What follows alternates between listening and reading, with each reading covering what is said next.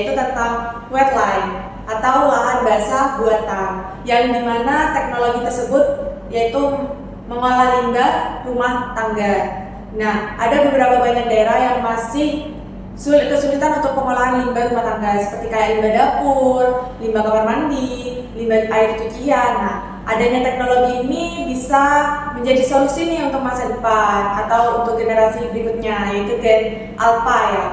Nah, saya emang sebelumnya izin memperkenalkan diri dengan saya pribadi, Abelia Salwalamsyah dengan akhiran NIM 4125. Di sini saya sebagai moderator untuk menjalankan podcast hari ini. Nah, bersama saya sendiri sudah hadir nih 3 narasumber hebat, yaitu narasumber pertama bisa perkenalkan dirinya. Hai, nama aku Ria Jani Fitrialanda dengan NIM 2502 1010 4023. Dengan narasumber yang kedua. Halo, aku Vita Aprilia Kuspendi dengan akhiran NIM 4128. Nah, yang terakhir nih narasumber ketiga. Halo, nama aku Raihatul Jannah dengan NIM akhir 4064. Nah, langsung saja nih kita bahas ya, mulai dari yang dasarnya dulu nih ya. Nah, wetland menurut kalian nih para narasumber, wetland buatan itu apa sebenarnya? Dari yang narasumber pertama.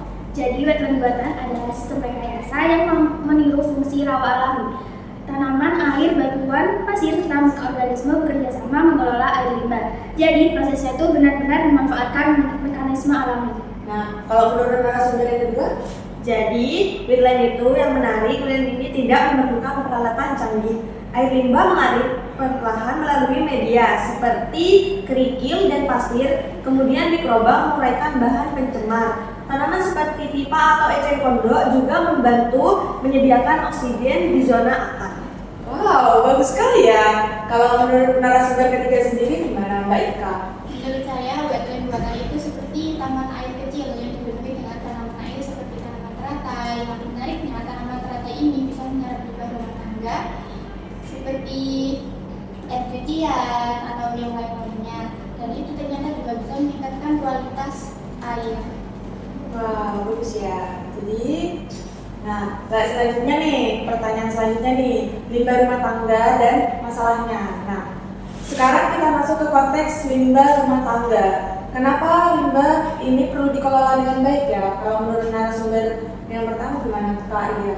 Jadi limbah rumah tangga itu biasanya berasal dari dapur, kamar mandi, air cucian, dan sisa sabun.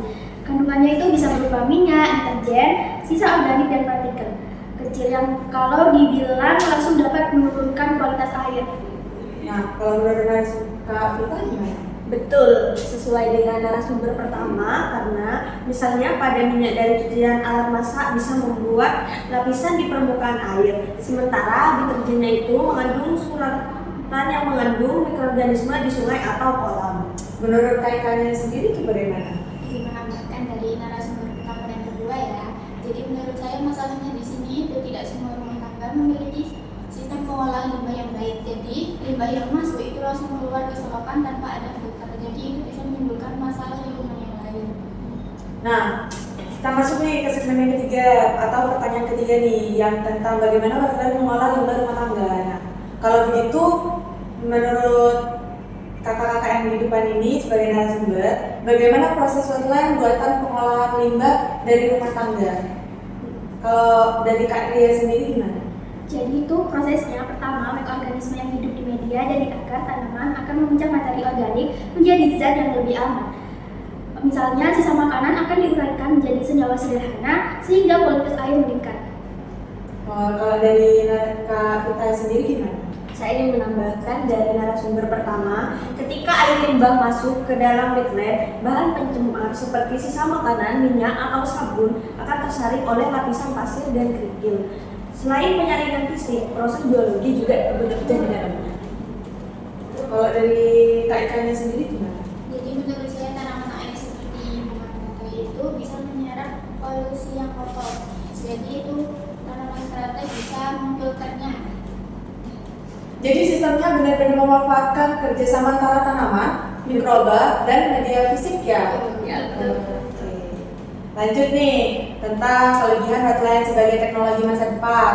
Nah, banyak yang bilang wetland adalah teknologi masa depan yang murah dan ramah lingkungan. apa saja kelebihan dari wetland itu sendiri? Kalau dari Kak Dewi? Yang pertama itu kelebihannya biayanya itu lebih rendah dan juga wetland itu tidak memerlukan listrik untuk mengelolanya. Oke. Kalau dari Kak Fitanya sendiri? Yang kedua itu perawatannya mudah, cukup memastikan tanaman tumbuh dengan baik. Selain itu aliran air tidak tersumbat dan media tetap bersih dari padatan. Oke, kalau dari Kak Ika? Menurut saya itu bisa menambah estetika karena bayangin kalau seandainya di rumah itu ada tanaman teratai, jadi kan itu terlihat bagus dan nyaman buat dilihat. Oke. Masuk ke segmen 5 nih atau pertanyaan yang kelima. Nah, dari tantangan dan harapan masa depan nih, kalau kita bicara tentang masa depan, wetland ini berpotensi besar ya.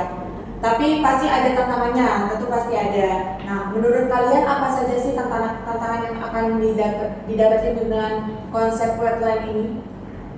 Kalau dari Kak Fitanya sendiri bagaimana? Kalau dari saya, tantangan utamanya adalah ketersediaan lahan karena wetland ini butuh area tertentu untuk bekerja efektif. Selain itu, sekarang sudah ada inovasi seperti wetland vertikal dan sistem modular yang lebih hemat uang. Oke, kalau dari kalian? Jadi itu wetland kan kayak itu inovasi terbaru ya. Jadi para masyarakat itu masih kurang dalam mengetahui wetland ini. Jadi kita itu bisa melakukan edukasi terhadap masyarakat untuk mengelola wetland ini sendiri di rumah. Oke, kalau dari Kak Ika? Jadi menurut saya itu wetland kan pakai tanaman air ya. Jadi tanaman air nanti kan bakalan menyerap polutan kotor itu. Nah jadinya tanaman air ini yang udah tercemar ini mau digunain. Nah itu menurut saya tantangan yang paling besar. Oke, nah itu kebetulan pertanyaan terakhir ya. Segmen 5 ini pertanyaan terakhir. Nah, pembahasan hari ini nih sangat-sangat membuka wawasan banget nih. Bukan hanya wetland yang hanya teknologi yang ramah lingkungan, tapi juga solusi yang mudah diterapkan untuk mengolah limbah rumah tangga yang ada di lingkungannya kita. Nah, terima kasih banyak kepada ketiga narasumber kita. Semoga penjelasan hari ini memberikan inspirasi buat semua pendengar untuk lebih peduli dengan teknologi hijau. Saya izin pamit, sampai jumpa di episode selanjutnya. Tetap jaga lingkungan dan terus belajar hal baru. Bye-bye.